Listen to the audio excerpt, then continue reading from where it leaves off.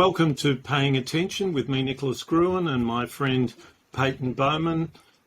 We make this podcast every week, and we often use it to try and think through problems live, as it were. That is, we don't necessarily bring you a completely considered and finished position, but we use the podcast to try and shake the tree to work stuff out.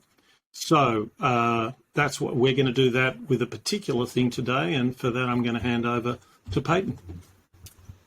Hi everyone. Yes, so today we are going to talk about a diagram that Nicholas shared with me earlier today, though he's been working on this for quite a while.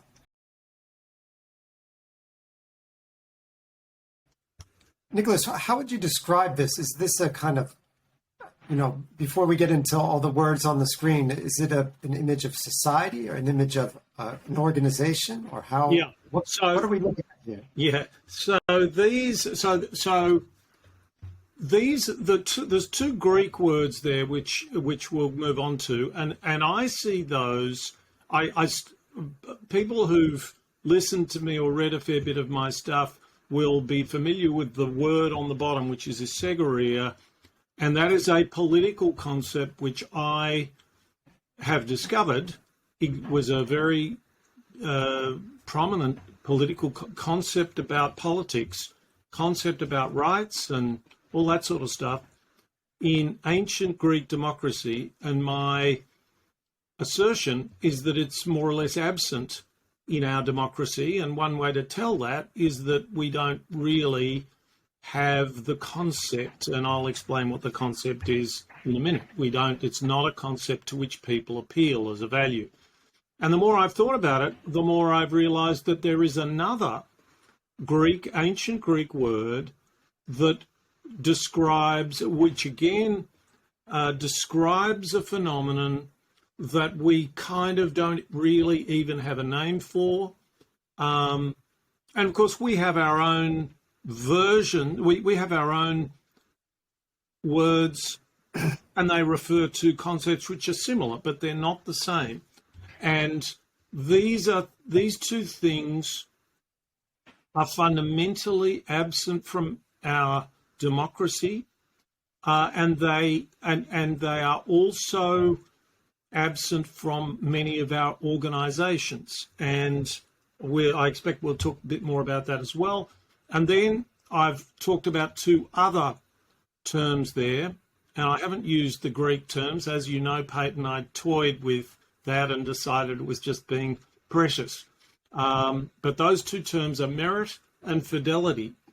And I see those as, again, things that are very marginalized in our understanding of politics, and yet absolutely fundamental to a flourishing society. And the diagram is an attempt to bring them all together.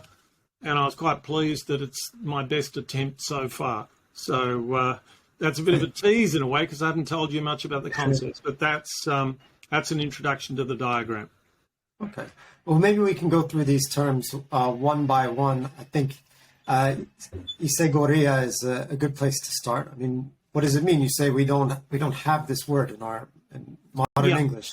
So both of the words isegoria and parrhesia are translated in English sometimes as freedom of speech, and isegoria doesn't. And parrhesia is a little closer to freedom of speech, our notion of freedom of speech, but still very different.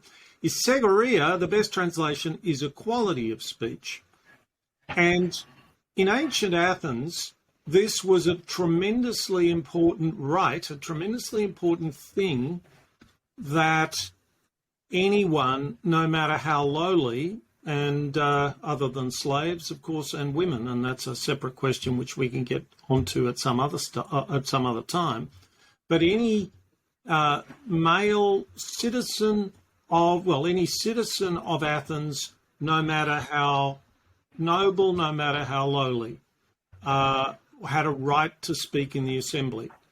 Now, we have rights to speak, but we don't really have rights to be heard. If you're not very well educated and you're not skilled at fighting your way onto the television, then your right to speak, your ability to speak and be respected insofar as what you say makes sense is much more constrained than somebody who is well educated and articulate and so on.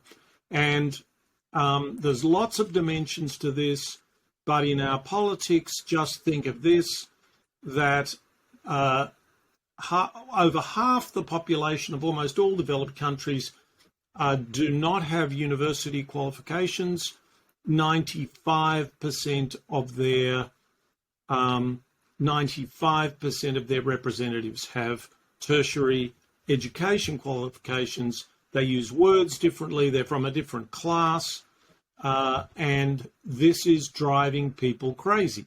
And in fact, at a time when the left, particularly, but not only the left, at a time when people are going on and on about diversity, the one kind of diversity, the problem with diversity in political voices that is tearing the world apart is the way in which those who do not have as much education as others, those who do not have tertiary education, feel that the public conversation is not in their language, and if they try and express it in their language, they are ignored or often actually anathematized, often actually attacked for being racist, sexist, xenophobic, whatever you like. Sometimes that language is clearly racist. An awful lot of the time it is not. It is a way of putting a certain consideration. And by pushing it out of the discourse, we then refuse to discuss all the issues, all the interests, all the values that people are trying to introduce into the discourse.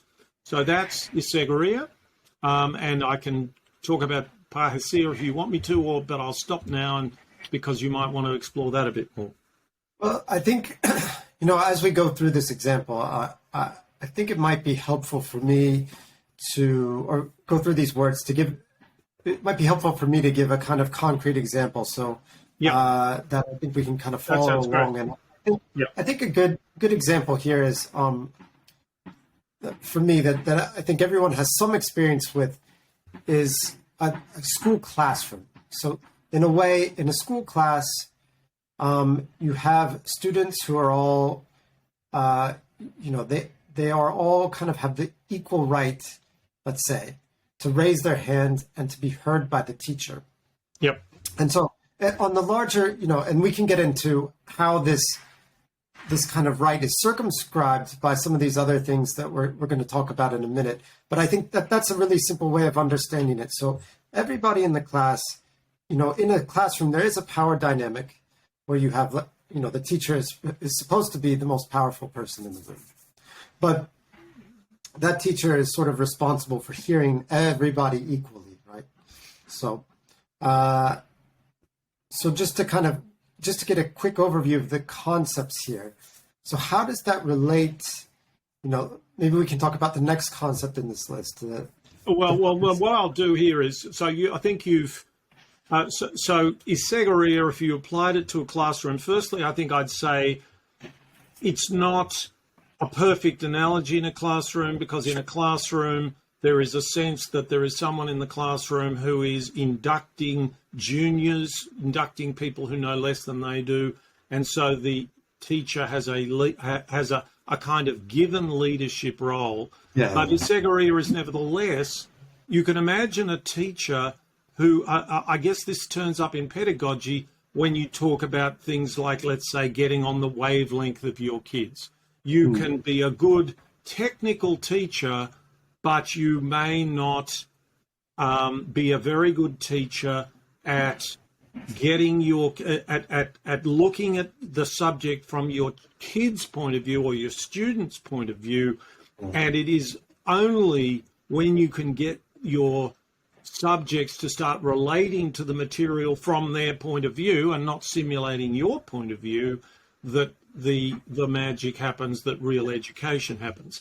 I'd like to give another example because that's from education, and that's not a perfect illustration.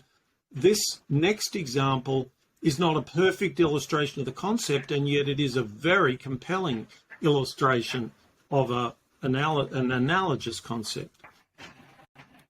In the 1980s, I worked for Australia's Industry Minister, Senator John Button, and what was going on in the car industry was quite extraordinary because all around the world, the Japanese were being accused of dumping cars, in other words, selling cars into foreign markets at less than it cost them to make them. And there were all these accusations, and then as you became aware of what they were doing, you understood that they were really upending the way manufacturing production took place. And what they were doing was they understood that a good car manufacturing company, a good car manufacturing organization, in a good car manufacturing organization, the most important people were the people on the line. The people, if you like, at the bottom. Why? Firstly, there were more of them, but more importantly, they were the people who did most of the work and therefore were the people who could bug fix best, fix bugs, notice faults, both with a particular item, but also therefore with a process. And so what Toyota did was they basically built the company to empower those workers. And it's an easy thing to say now. It's a bit of a cliche now, but they built the company to empower those workers to identify, to constantly optimize what they were doing themselves and with everybody else. And in fact, if you want to go to the fourth slide, we'll just show people the stunning difference between automotive labor productivity from 1968 to 1992, 25 years basically. And notice also that the US automotive labor productivity is on a different scale to automotive productivity in Japan. They both start at 100. So it's indexed to 100 at 1968. By the end of the decade, Toyota, as an assembler of car parts into cars, had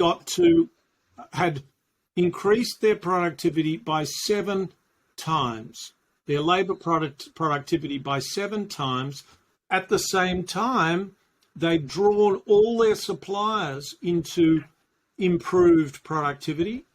And then what you see in the US automotive market is that they do virtually nothing for over a decade because they can't believe that anything. It probably takes for about the first 7 or 8 or 9 years for them to acknowledge that maybe they've got something to learn from the Japanese. And then something very dramatic happens, which is that the productivity of the assemblers rises, and the car parts manufacturers who actually make more of the car, they make the brakes and the drivetrains and the differentials and the gearboxes and so on, their productivity doesn't rise at all. And we may want to talk about that later. So these are very, very different systems. And what was going on in the US? Well, basically, in the US, people thought that the most important thing was to have the best designers at the top, the best CEOs.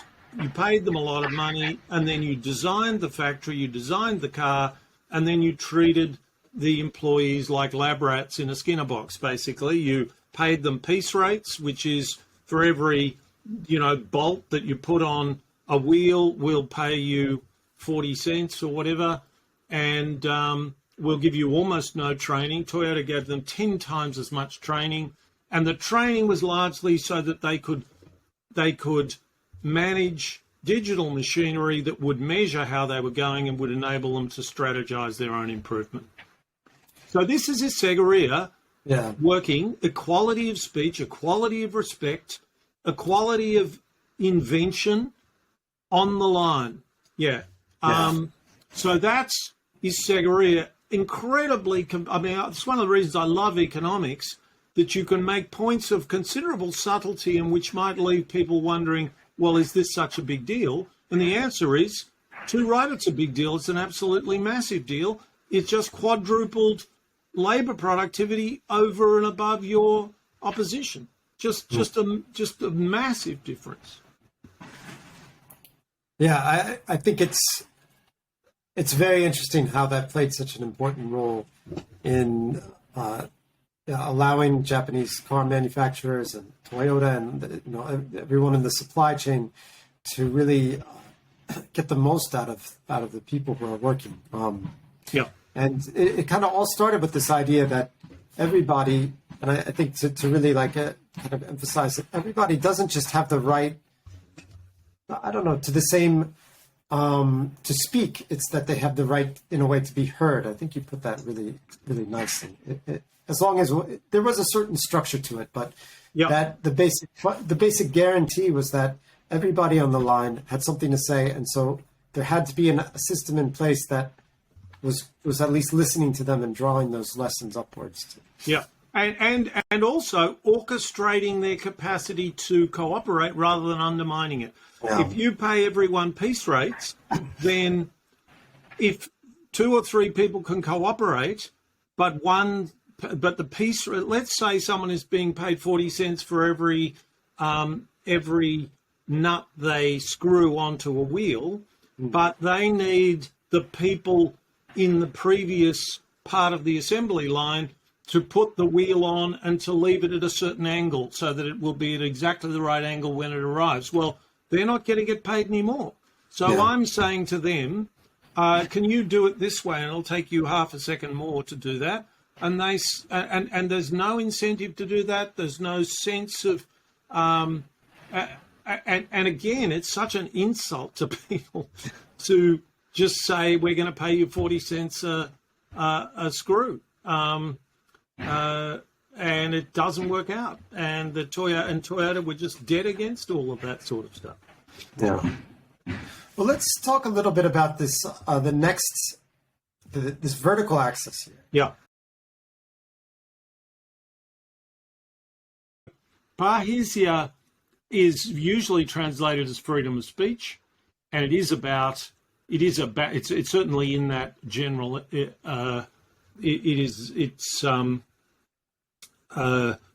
talks about that sort of thing, but our idea of freedom of speech is a right, and it is a right that is exercised against those who might not want us to speak.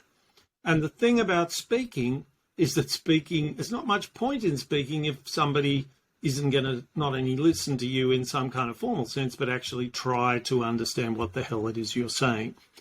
And parrhesia, probably a better translation, a better grab, a better phrase to express it is the duty to speak truth to power. But it is more than that, because now Foucault, who I don't normally I don't read much Foucault because I can't understand it, frankly, but towards the end of his life, he wrote some stuff about these two words, particularly parrhesia, and he talked about parrhesiastic games. And by a game, he means a relationship between two people or two institutions. And so this thing called parrhesia is a bundle of ideas to do with the duty to speak boldly, particularly to power, the right to speak boldly to power, and the duty upon power to listen and to try to understand, and indeed to try to suppress their pride, a knowledge that it's their pride or something like that that's likely to get in the way. So in a way, it's a beautiful compliment to Isagoria, because you can have all the Isagoria in the world that you like if you're living in a society that has some degree of hierarchy, and we've never seen one that doesn't. other than hunter-gatherer societies, then you need a lot of effort on behalf of the powerful and the prestigious to make the effort to understand what is being said to them. And you need to encourage this parrhesiastic game. You need to encourage people at the bottom to speak up. You need to encourage the people at the top to listen. And so that's what parrhesia is. And what I might do is I'll give you the example of why I can continue the analysis with Toyota. And then we can maybe talk about bureaucracies and another quote that you've heard me on these podcasts go into at least on 2 occasions about I spent 10 years of my life lying. But let's talk about Toyota. So one of the problems with a bureaucracy, which is what makes a car, because you've got people in management, you've got people on the line, is that people on the line are more junior, and if they report to further up the line, then it's very difficult. Then what's happening is 2 things. People are being judged by those levels above them, but they carry the information by which they will be judged to those people, and that creates an incentive everywhere to distort the information. Right now, when we're speaking, we're hearing, rightly or wrongly, we're hearing that the Russian army is terrible at doing anything because of a lack of Iseguria and parrhesia, which is that all the troops are terrified to do anything wrong, and so they wait to be told what to do, but they are the people who should be working out what to do. Just as a quick aside here, when Nelson sailed into the Battle of Trafalgar, which sounds like a very dynamic thing to do, it took most of the morning, said that the enemy's over there, and then at sort of 2 or 3 miles an hour, they would gradually move in to meet them. And there's a famous occasion on which the flagship is called the flagship because you put these flags up and it tells the whole fleet what to do. And Nelson wrote out what to put up on the flags just before the battle. And he wrote, "England confides that every man will do his duty." And the flagman said to him, "I can't, if you want me to use confides, I've got to spell confides out, whereas most of these other words require, 1 or 2 flags together and we can all understand them.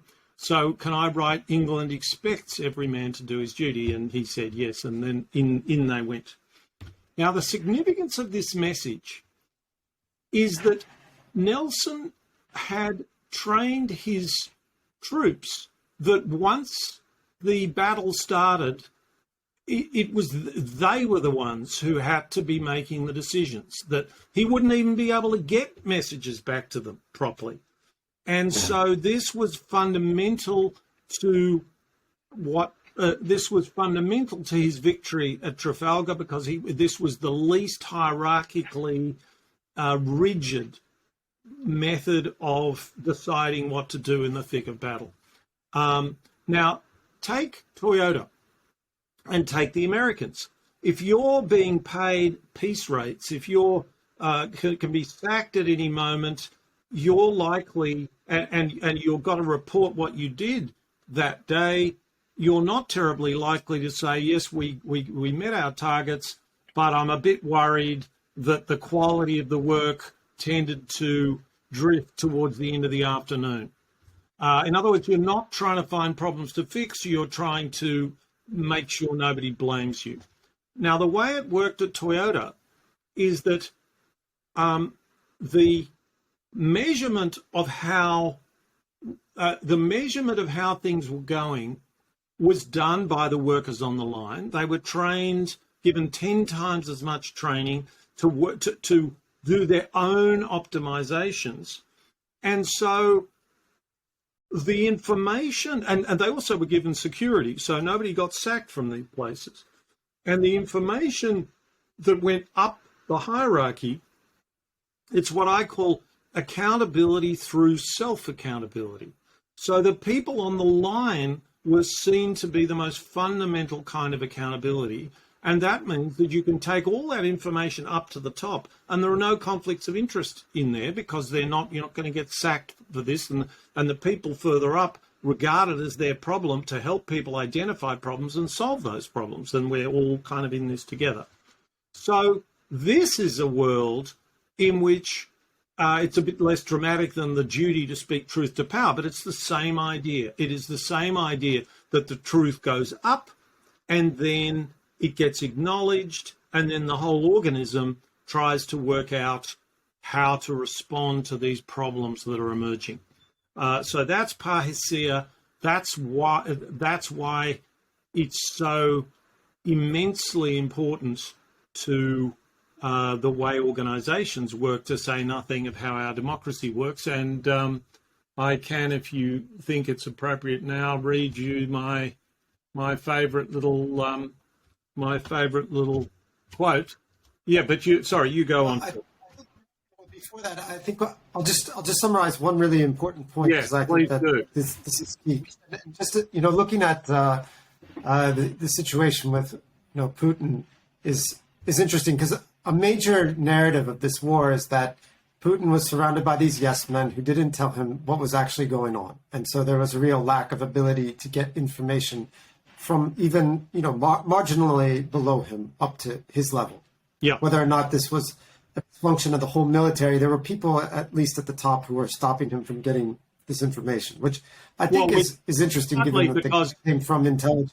Yeah, and partly because he doesn't. If you give him that information, he'll sack you. I mean, that's the problem. Yeah. So I think that there's that. But I think that.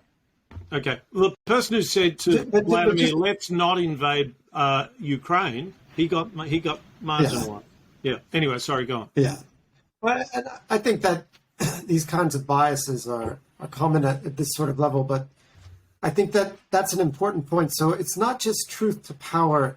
There is this sense in which we're like the duty to speak truth to power, but there's a sense in which decisions can be made at a lower level and acted upon and reported on, and that there's this kind of transparency of accountability that goes upward. So it's not just saying you're doing the wrong thing. You're not, the emperor is not wearing any clothes.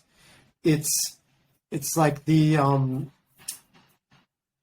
it's like to take that particular story. They're the two guys who are the tricksters who make the fake clothes for the emperor, but they have no sense in which they're held accountable for reporting on their own activity or for doing the right thing, right?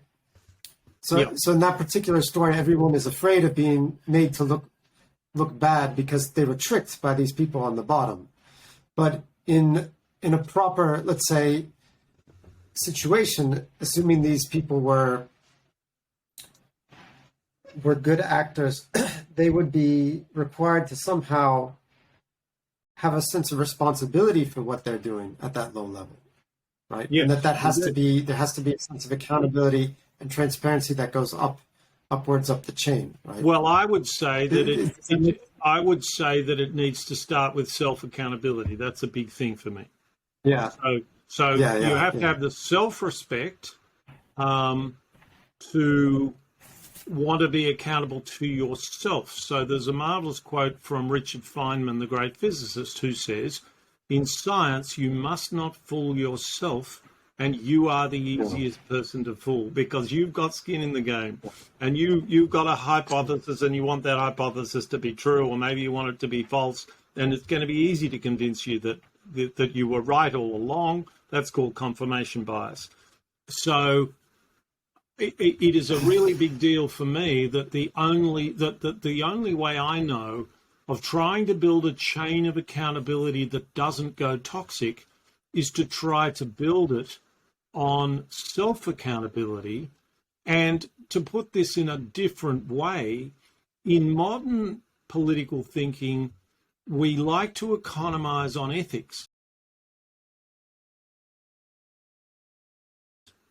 Somebody once asked, what does a market do? What does it economize on? And somebody said it economizes on virtue. In other words, you can get a lot done simply through self-interest. And Alexander Hamilton, the founding father who everyone has now heard of, talked about the importance of ensuring that the incentives on actors, political actors, are such that by trying to advantage themselves, they're also doing their job. They're also advantaging their community. And that's fine. That's actually a very good principle, except that it can never be a perfect principle, except that there's always a mismatch between, certainly in a constitution, between doing your job as it was intended, as if there are no conflicts of interest, and doing the job that will benefit you the most.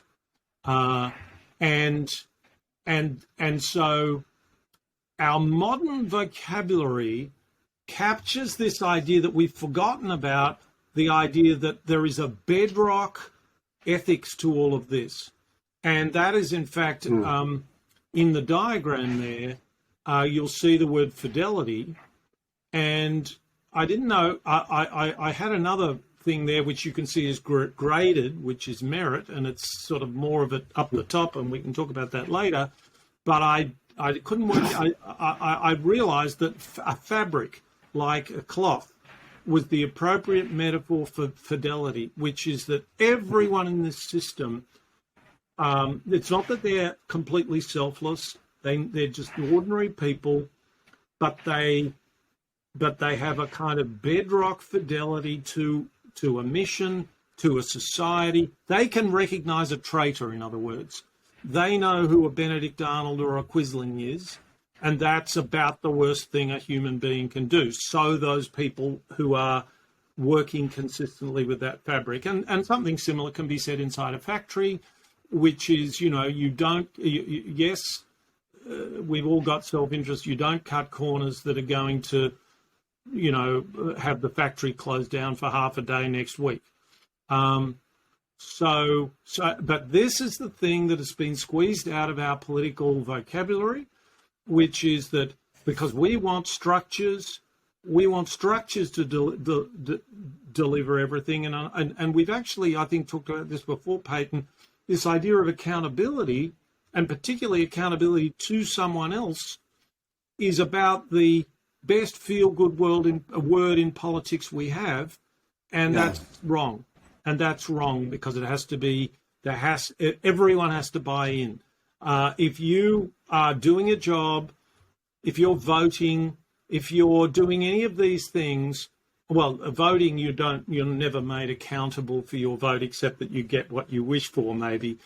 But in any situation, if you only do things because you're accountable, and we might talk about Alistair McIntyre and internal and external goods sometime, but if you're only if we think we can set up a society in which will be a great society because of the skill with which we've built these incentives and these accountabilities are so good that everyone, just by trying to advantage themselves, will be advantaging the society while we're in cloud cuckoo land. And that's kind of where we've got to we've got to the logical end of this idea that that our political system has to try to acknowledge the importance of ethical behavior, acknowledge people's desire to behave ethically as well as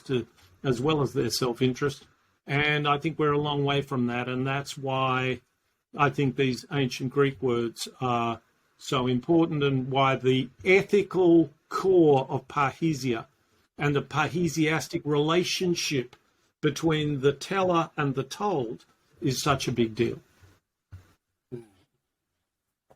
So when you have I think we used this term fidelity when we were talking a bit about, I believe William James was speaking about this idea. Faithfulness, yeah. Faithfulness, faithfulness, fidelity. Well, do you think there's a difference between faithfulness and fidelity? I think that I've quoted James to make a somewhat different point about faith, which is the faith that we have in each other. And the person I'm thinking of, the concept, the sort of family of concepts I'm thinking about with regard to fidelity is the family of concept from the philosopher Michael Polanyi. And it's also Richard Feynman's idea. So Michael Polanyi is a scientist turned philosopher, became a philosopher of science and a philosopher of society, and he's thinking very similarly to Richard Feynman, which is this need for us all to acknowledge fiduciary duties to ourselves and to everyone. The idea that if you're a scientist and you just want a great career, you're not going to be much of a scientist, because you ultimately, science is this order, this distributed order, an order of society, an institution of society which has an aim, and that aim is to get to the truth, and that should trump everything. And if you are only if you're only trying to burnish your career, you're going to be in a lot of trouble. And in fact, I may be able to, I'm sure I can, dig up a marvelous quote from Polanyi about that. But this is the idea that if people, but think about politics, if there aren't enough people to say, no, well, think of Donald Trump's call to the officials of Florida saying, find me another 11,000 votes or whatever it is. It's not possible to, we know this, well, our experience is that, the Soviet Union had just as good a Bill of Rights as the United States, but rather less serious, rather less bona fide attempt, less fidelity to that Bill of Rights. So structures can help, and they're very important, but so also is people's bedrock fidelity to the ethical obligations that underlie our life in many different ways. Well, to kind of go back to the Toyota example, then, let's say that I'm working on the line, and of course, Toyota cars, they get put on the market. There's a price set for them that's determined by demand, supply, and things like that. But if I'm working on the line, maybe I'm not necessarily thinking about that, as you say, right? I'm thinking about, well, what is it that makes a car have good quality? Well, there's, of course, safety. There's things like durability. There's things like comfort, attractiveness, whatever they may be, that I think there's probably a sense in which all those people working in that company, they might not have had a perfectly identical sense of what those things were, but in a general way, they sort of saw that in the same way. Is that a way of understanding fidelity in this case? Yeah, I think it is, absolutely. I mean, another catchier way to understand it is that, as I understand it, Jeff Bezos has meetings in Amazon always happen with an empty chair, and that's a piece of symbolism, and the empty chair represents the customer. So whenever you get to a stage where you say, well, I don't know how to make this decision, let's hear from Mr. Customer or Mrs. Customer. And that customer might not just say, oh, well, I want the best deal tomorrow. That customer might say, yeah, I'm happy to pay more because I know that over time I'll get a better product or whatever. But he's trying to say that, Jeff Bezos, in setting that up, is trying to say that this is the underlying value structure to which we all serve. And an even better example is the andon cord. And guess where the andon cord comes from? It comes from Toyota. Now, an andon cord, Toyota invented the andon cord, and what it involves is you're on an assembly line. It might be the line might go through a huge factory like this, and if you see something wrong, you try and fix it as the line moves, and if you can't fix it, you pull the andon cord and the entire factory stops. Now, what that's doing is it is saying that that's an extremely costly thing to do. And it is being very clear that fidelity to the basic idea, the basic idea of doing it right for the customer is more important than everything else when we have to consider trade-offs. And Jeff Bezos has not picked up some aspects of the Toyota production system, like the job security of his employees, but he has picked up the andon cord. So in the logistically complex things in Amazon, there is an andon cord or a digital andon cord, and people and it's there. It's not there so people can pull it, really. It's there so that in the absolute last resort, people can pull it, and therefore they will go to all this trouble to try and make sure that they don't have to pull it. Yeah. So it's a way of So it's a way of emphasizing that fabric of faith, that fabric of fidelity that underlies the whole operation. It's interesting. I think, in a way, fire alarms kind of work that way for the general population. They sort of represent a sense of seguridad. Anyone can press the fire alarm. It's a nice point. Yeah, it's a very good point. Fire, and everyone sort of understands that you shouldn't mess around with it. It's not a joke to that's right. press it. Well, and that's an excellent example of how an institution and an obligation, an institution and a possibility then comes with a kind of little ethical pack. There's a bunch of ethics that applies to that, which is implied by what it is and how it relates to everything else. Yeah. So, I didn't mean to cut you off earlier when you were about to read the quote from your favorite quote, but I do want to ask a little question before setting this up. Yeah. So, in the sense that I like how in your diagram there's this, this triangle, and in a way the structure of the society is round, and of course it encompasses the triangle, but also the triangle in some ways gives the circle its structure, right? In the sense that we have one point on each end, and so the circle couldn't be any smaller, right? Or couldn't be any bigger than this triangle. Yeah. So, maybe you can read that quote and talk about how it's a failure of parousia, but also how does it affect the fidelity of society as a whole? Maybe, okay. That would be a question. So this is a quote about science, and this is in an essay that I've written. If anyone wants to ask me for access to it, I'll give it to them. It's not been published.